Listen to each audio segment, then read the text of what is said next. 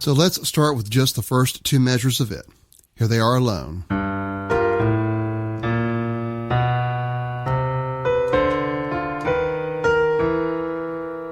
The left hand is playing the G 2 below middle C with the fifth. It hits it, and there's no sustain pedal here. After it strikes, the right hand will play F, G, and B flat. That's the F above middle C with our first, G above that with the second, and then the B flat above that with the fourth. It hits, it's short, doesn't stay down. After that, left hand play the A above the G you just played with your fourth, B flat above that with the third, B above that with the second. So the left hand is just walking up, and that chord strikes in between the G and the A. Then we have this.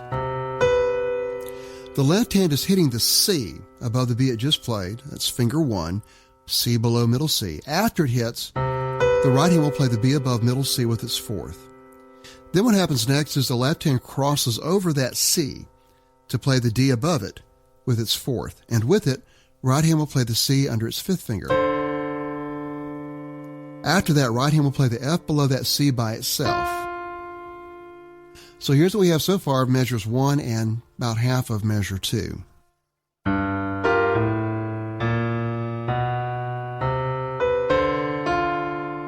Then what happens next is the right hand will play that B again under its fourth, and with it, left hand will play the E flat above the D it just played using its third. So these hit together, and the right hand goes to the B flat, right below the B it just played, and then left hand give me the E, right above the E flat you just played. So here are measures 1 and 2 again slowly.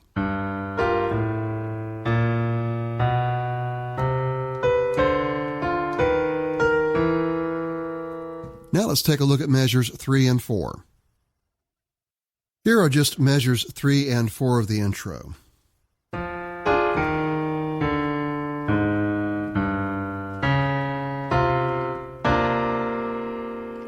Left hand, this is the F below middle C with your first, which should be right over it. After you hit that, right hand will play D, F, and A flat. That's the D right above middle C with your first, F above that with your second, A flat above that with your fourth. It's short, so hit it, get off of it. Then left hand play the E flat below the F you just played with your second, cross under it to play the D below that with your first, and then play the A flat below that with your fourth. Then the G below that with your fifth, then back up to the D flat above that with your second.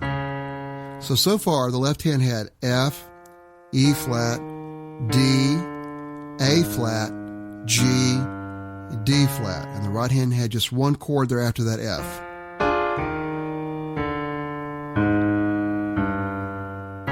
And then after that D flat, left hand will play the C right below that D flat with its first finger. The first time it hits it, the right hand will play the F above middle C with its fifth. Then left hand, we're going to play that C again. And this time right hand with it, you're going to play that F, but also the D below it and the B flat below that. So B flat, D, and F, starting with the B flat below middle C with this left hand's C. So when the left hand strikes that first C, right hand has an F. The second time it strikes it, right hand has B flat, D, and F. So here are measures 3 and 4 again.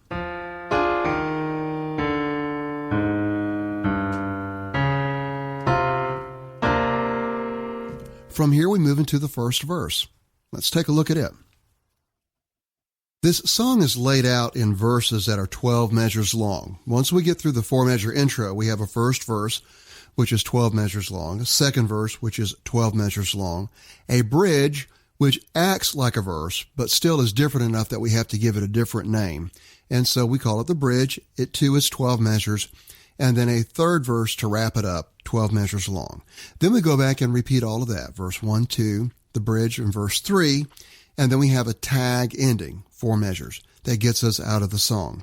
So now we're going to start with the first verse, and here are its first 4 measures.